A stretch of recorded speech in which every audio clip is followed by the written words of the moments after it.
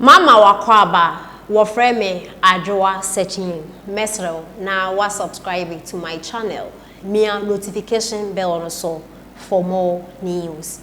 Ebusuafo ene sehwefo ena ende omode warning way ema eye honorable Kwabena Minta Akando omo ka kire say for the past 16 years ni omo ato aba e de ama NDC for so omo enya mfaso bia into 2024 the Kenya honorable Minta Akando ena NDC for MPs ni bi omo session no obesake omo ena omo penny o man penny dada John Dramani Mahama no omo ape bia akotena because omo hu faso bia omo enya ede every NDC so e wo mbretintin omo ato aba ede ama NDC for but NPP His Excellency na Nana Akufo-Addo eye omo penny a oye Ghana yem president no obeye president sehwefo ento aba emfa ma no so development eye His Excellency aye e wo sehwe no enya sem keto akra na ebusuafo denti na sehwefi e the message we ema honorable Kwabena Minta Akando and pay honorable ekasai e wo okay FM ade achen bia dwumede so Kwame Nkrumah kese ni program so na honorable ekasai ya no do baby e na wo kire say e na no NPP for omo elections omo koye omo yi vice president Dr. Bawumia as flag bearer abra omo hia e wo Accra Sports Stadium no His Excellency na Nana Akufo-Addo ebe kasai na nense mo kan na nesese no or the race no as vice president Dr. Bawumia nensa asese no no onye hwe bio why na dwuma awie ne aka nyina ne se ode ne support ebe ma vice president Dr. Bawumia na 2024 omo etimi e break 8 no na His Excellency na Nana Akufo-Addo se ontie Ghana fo won kasa bia na eno ena nipa ya office hwe o kasa o kire se o tie asem no se na honorable pada se na okay yete Ghana hada ben ena His Excellency na Nana Akufo-Addo waka che Ghana fo se o mfi yenja no da ben ena Nana kansa on kan hwe in fact His Excellency na Nana Akufo-Addo be president eniama waye e wo sehwe ena ne mpatemi no NDC fo a sehwefo ato aba mamo ato no mo nye mu quarter half kra enti munja ikasa no na 2024 elections no on be comparison ansa no mo ato aba na ebusuafo ansa na me de ensema anase commenter sehwefo e de ema honorable Minta Akando ne enti ensema de atu dwan kakra. Am I?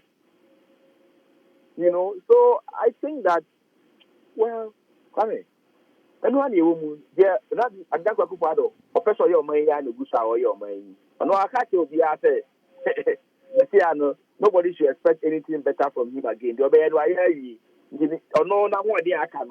The obey I say, remember Bawumia when he elected now president. I can't say the whole Ghana. What do you expect again?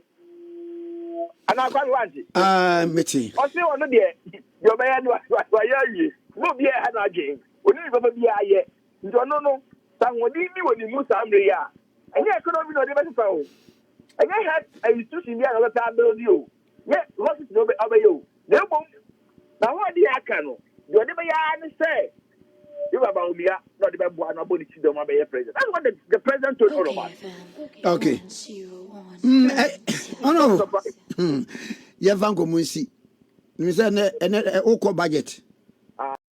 Ebusuafo ye nyina yate ensema honorable Kwabena Minta Akando politics nti ode atudwa na ebusuafo enipa na sema o ka o kire se office hwe no me de bia me ka se Ghana ha no me de matena bebre na regions a e wo Ghana ha no ma matena bebre so no region ba ko abi matena ho me ni mpatam ho yie pa e western region from Asankregwa to Enchi honorable Kwabena Minta Akando bra never catch the say why ena waye ekwan no Enchi ena ne mpatem Enchi that there so boy so ena ne ho keka ho no e stronghold NPP me kotena Enchi for let me say 8 years or say 10 years me hu so moto my NPP da so the whole world me de bia me coming kasa Ghana and Africa the whole world say hwefo no omo kwan nye enso omo to aba ma NDC to omo kwan na nye ene Enchi MP mi refi ni di nkura o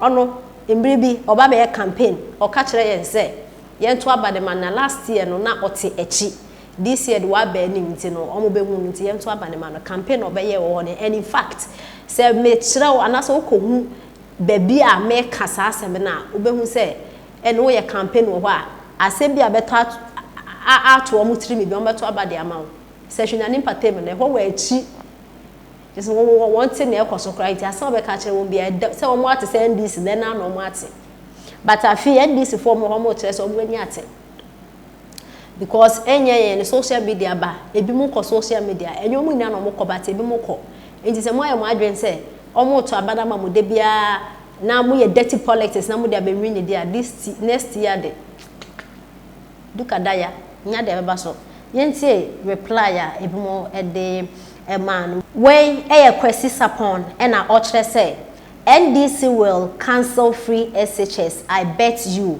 if you like to pay school fees, vote for NDC. And I went so Charles, Bede Akon and not say Mahama is greedy man.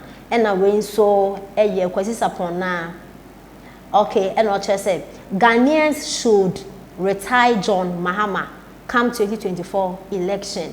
And I went so Francis and I say Dr. Baumia is not corrupt and he will be a perfect president, unlike John Dramani Mahama. Kudos to Honorable Mavis Hawa Kumsing, MP for Kaswa. Okay, when so say Minta Akando should better stop fooling.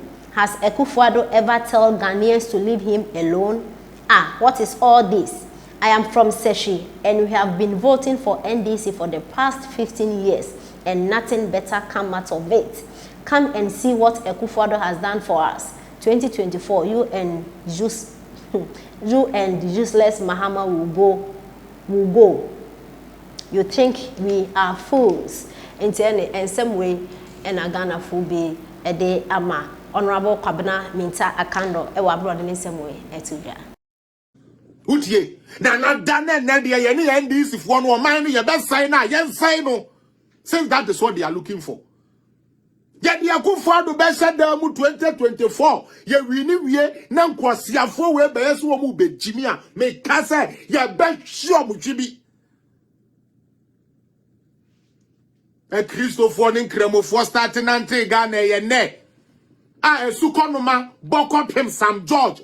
Unkwasia sympathy vote and unkwasia vote to be a open se wunya any obi a open se wo say ntino abua bi te say wo Muslim fo eto abadema wa ban mo bedi president ye koyi Muslim media ono de mo mpese obedi wanim but ofu te say wo kope vote di akwasia wo konzongo say ala akuba fo ento abama utie Zongo dia al akoba no their vote is important. But NPP goes to select al akoba, you are not happy you are inciting people against each other and foolishly on religious lines. Now listen, some kojoto foolish cargo. Ningo pram for most sometimes they are minim the hamo. After 18 months at the amode buy ni. Ningo. That you say this in mobile to abamo no problem. But more ba for candidate papa brother way or you funte. Now he is so shallow minded. So that's why I say Christianity won ye di agro. Utie. Ye the Christian way or kwajina sorry you. Or kwajina sorry. Okwa jina saria sorry.